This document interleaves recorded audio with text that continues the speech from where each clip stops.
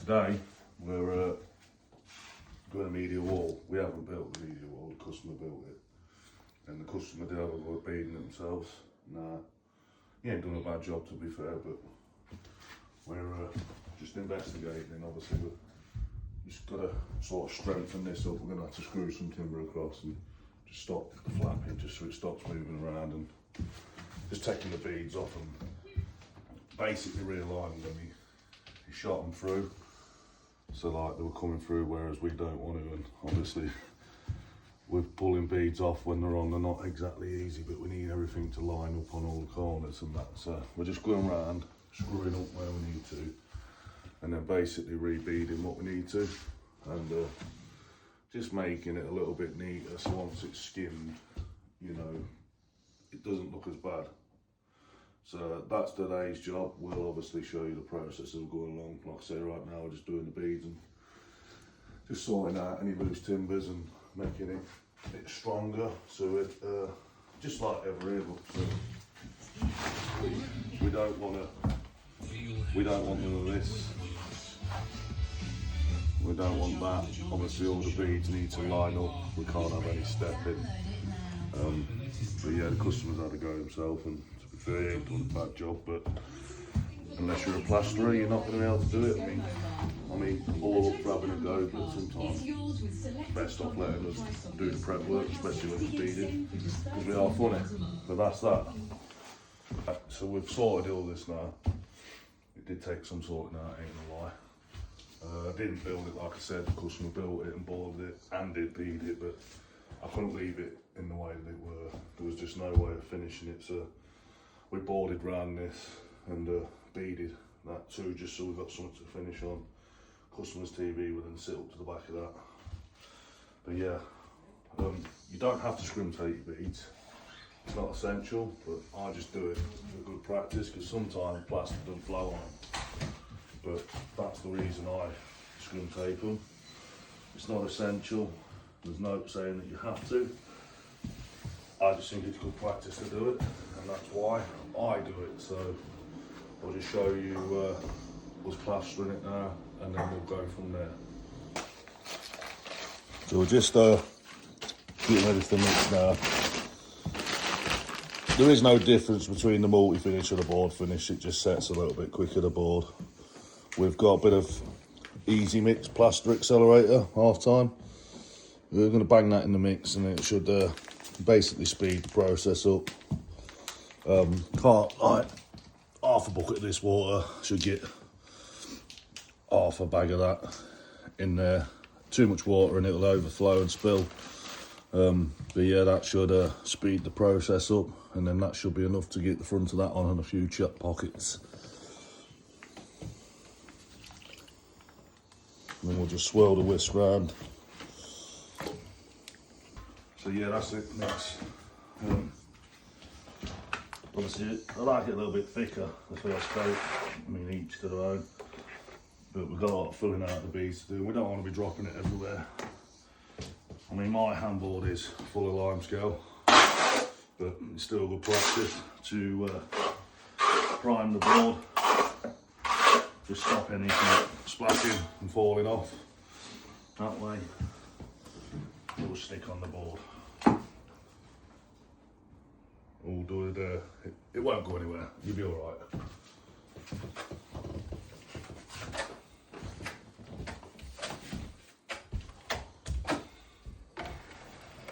See, it does need filling out, but always good practice to make it a little bit thicker when you're going round beads.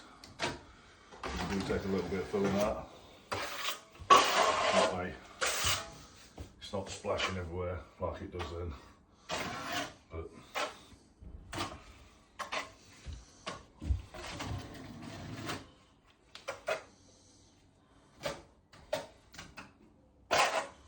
hopefully the accelerator does its job and we don't get too long, which it will do. Just took a little bit of getting going, just obviously we had to sort the beads and stuff out.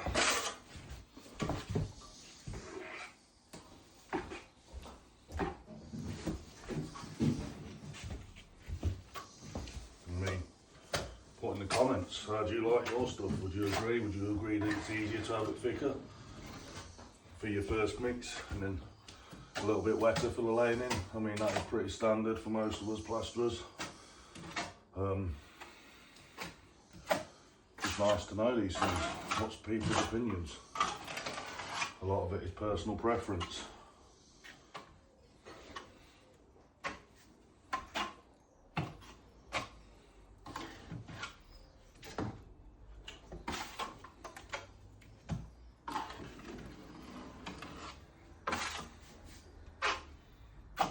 I mean, these dust sheets are waterproof as well, so try not to make a mess, but it's like trying to make an omelette without breaking any eggs. It's just impossible.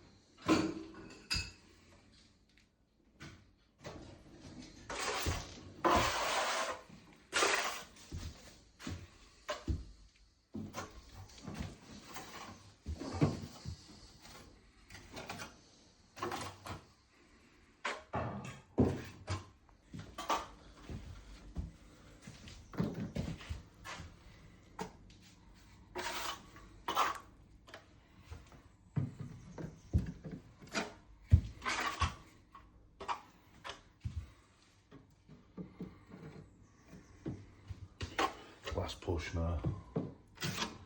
I mean, who likes skimming these media walls? Because I know I don't. They're horrible, but people like them and want them. Obviously people get what they want. But yeah, I don't think that. I just don't like them. I think they're a pain in the arse. I think they're awkward. They do look good if they're done right. That's just my opinion, though. I'm sure there'll be someone out there who's an idiot who says, no, they're really good to do. I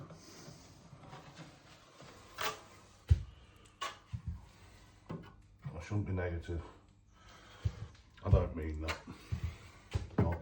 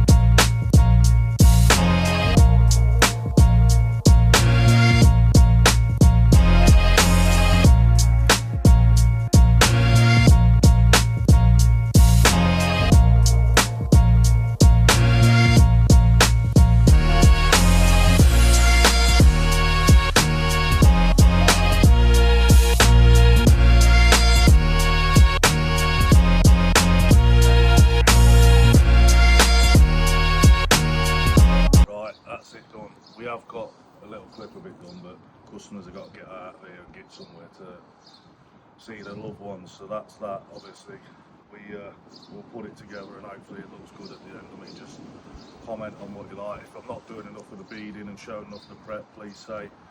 You know, it's hard to put, if we put everything in, you won't. It's too much in the video, so it's trying to get it what's right, what to show you what's needed and so on. But yeah, that's the end. Just comment, like and subscribe, please.